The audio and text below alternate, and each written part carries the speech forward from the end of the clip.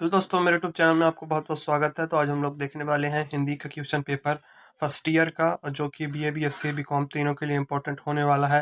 अगर आप एमपी में किसी भी यूनिवर्सिटी में पढ़ते हैं, तो ये प्रश्न पत्र आपके लिए बहुत महत्वपूर्ण और उपयोगी होने वाला है।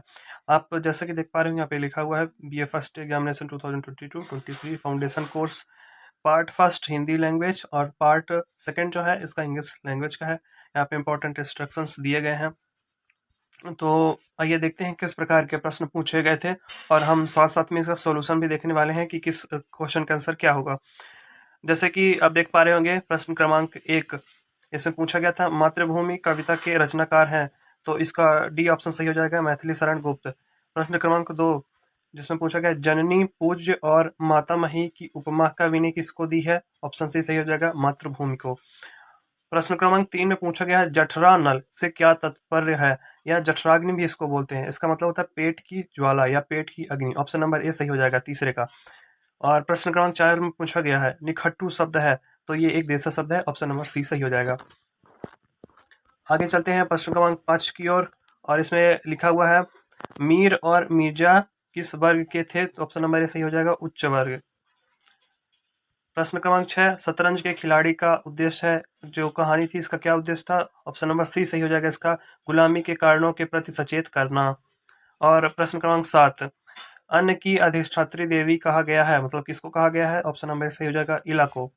अगर आपको किसी भी प्रश्न के उत्तर में डाउट हो, या आपको लगे कि कोई और प्रश्न हो सकता है, तो उसके लिए आप कमेंट बॉक्स में कमेंट करिएगा। और वैसे भी मैंने ये सारे प्रश्न सर्च किए अच्छे से, इसके बाद इसका उत्तर लगाया है।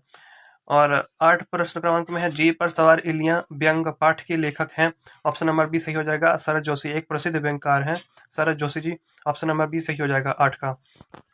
चलते हैं प्रश्न क्रमांक 9 की ओर, जिसमें पूछा गया है, इल्ली को किसकी पुत्री बताया गया, ऑप्शन नंबर ए सही हो जाएगा, पृथ्वी की।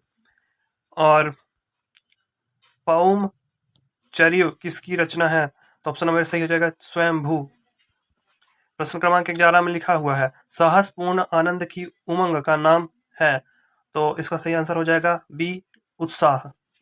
प्रश्न क्रमांक 12 में पूछा गया है, उत्साह के भेद हैं, मतलब उससे उत्साह के कितने भेद होते हैं, तो ऑप्शन नंबर ए सही हो जाएगा 3। प्रश्न क्रमांक 13 में पूछा गया है, सच्चे उत्साह में बिंदी बिंदी भावना प्रधान होती है, ऑप्शन नंबर सही हो जाएगा, कर्म की भावना।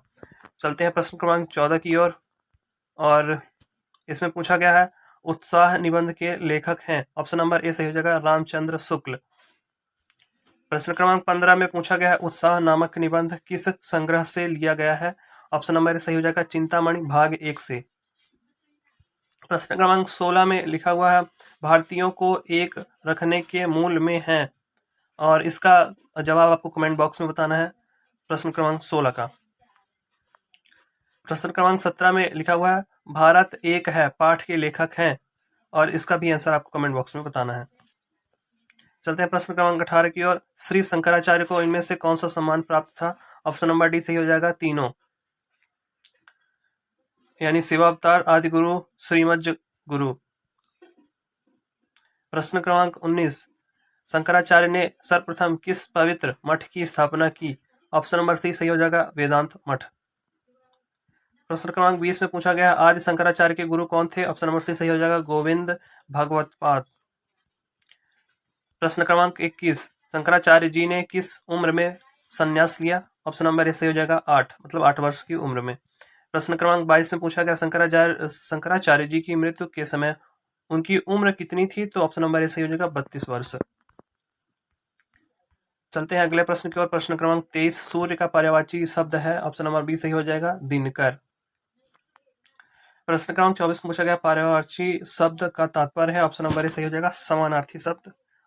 और प्रश्न क्रमांक 25 में पूछा गया, सारंग शब्द है, सारंग किस प्रकार का शब्द है, तो इसका ऑप्शन नंबर भी सही हो जाएगा, यानी कि सारंग का अर्थ सर्प भी होता है, बादल भी होता है, और मोर भी होता है, इसलिए यह एक अनेकार्थी शब्द है। आगे चलते हैं प्रश्न क्रमांक 26 को, विलोम से आशय है, तो विलोम से आशय है कि उल्टा अर्थ देने वाला। प्रश्न क्रमांक 27 की ओर चलते हैं, शब्द युग्म से आशय है, यानी कि ऑप्शन नंबर भी सही हो जाएगा, शब्दों का जोड़ा। प्रश्न क्रमांक 28 में पूछा गया, अंधकार का विलोम है, अंधकार मतलब अंधेरा, तो इसका विलोम हो जाएगा उजाला या प्रकाश, ऑप्शन नंबर डी सही हो जाएगा।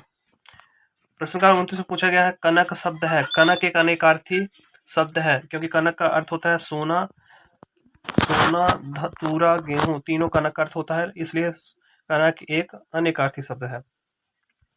प्रश्न क्रमांक 30 की ओर चलते हैं। इसमें पूछा गया संधि कितने प्रकार की होती है? संधि 3 प्रकार की होती है, स्वर, व्यंजन, विसर्ग, इसलिए ऑप्शन नंबर सी सही हो जाएगा। सूक्ति का सही संधि विच्छेद होगा, प्रश्न क्रमांक 31 में पूछा गया है। इसका सही आंसर होगा ऑप्शन नंबर बी, सु प्लस उक्ति। और प्रश्न क्रमांक 32 की ओर चलते हैं। इसमें पूछा गया अंतर्गत का सही संधि विच्छेद होगा, ऑप्शन नंबर ए सही हो जाएगा, अंतः प्लस गत बराबर अंतर्गत, यह एक विसर्ग संधि है। प्रश्न क्रमांक 33 में पूछा गया सूर्योदय का सही संधि विच्छेद है, ऑप्शन नंबर बी सही हो जाएगा, सूर्य प्लस उदय, और यह एक गुण संधि है। अब प्रश्न क्रमांक 34 में पूछा गया साष्टांग का सही संधि विच्छेद है, ऑप्शन नंबर डी सही हो जाएगा, सा प्लस अष्ट प्लस अंग। और प्रश्न क्रमांक 35 में पूछा गया नैतिकता का प्रमुख गुण क्या है, ऑप्शन नंबर डी सही हो जाएगा, भागवत गुण। प्रश्न क्रमांक 36 में पूछा गया था हिंदू धर्म के प्रमुख सिद्धांत हैं, ऑप्शन नंबर डी सही हो जाएगा, पुरुषार्थ, आश्रम व्यवस्था, वर्ण व्यवस्था, तीनों। प्रश्न क्रमांक 37 में पूछा गया है कर्मवाद का प्रमुख सिद्धांत है, और इसका भी आंसर मैं सर्च किया, जो मुझे मिला नहीं, शायद बुक में था नहीं, तो अगर आपको मिलेगा तो इसको कमेंट बॉक्स में बताइएगा आंसर प्रश्न क्रमांक 37 का।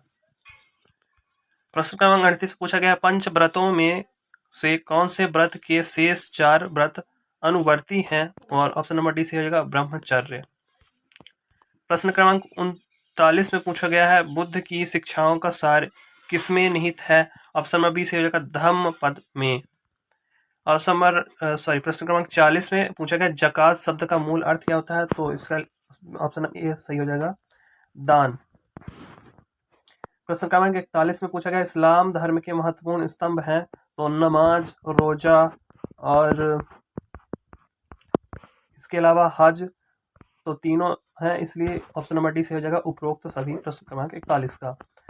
प्रश्न क्रमांक 42 पूछा गया यीशु के अनुसार सबसे बड़ा दान कौन सा है, ऑप्शन नंबर बी सही हो जाएगा, क्षमा दान। प्रश्न क्रमांक 43 में पूछा गया वर्तमान वैश्विक चेतना का मूल आधार है, ऑप्शन नंबर डी सही हो जाएगा, तकनीकी क्रांति।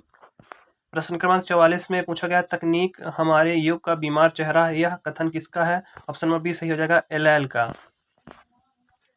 प्रश्न क्रमांक 45 में पूछा गया भारत में जनसंचार शिक्षा का विकास किस देश की तर्ज पर ही अधिक हुआ है, ऑप्शन नंबर ए सही हो जाएगा, अमेरिका। प्रश्न क्रमांक 46 में पूछा गया अवधारणा का स्वरूप है, तो ऑप्शन नंबर बी सही हो जाएगा, अमूर्त। प्रश्न क्रमांक 57 में पूछा गया राम के पिता का नाम था, ऑप्शन नंबर बी होगा, दशरथ। प्रश्न क्रमांक 48 भारतीय संस्कृत में पहला पुरुषार्थ कौन सा माना गया है, ऑप्शन नंबर सी सही होगा, धर्म। और प्रश्न क्रमांक 49 में पूछा गया कथा सम्राट कहे जाते हैं, ऑप्शन नंबर ए सही हो जाएगा, मुंशी प्रेमचंद या प्रेमचंद। प्रश्न क्रमांक 50 भाषा का सबसे पहला संबंध है, तो ऑप्शन नंबर सही हो जाएगा, बोलने से।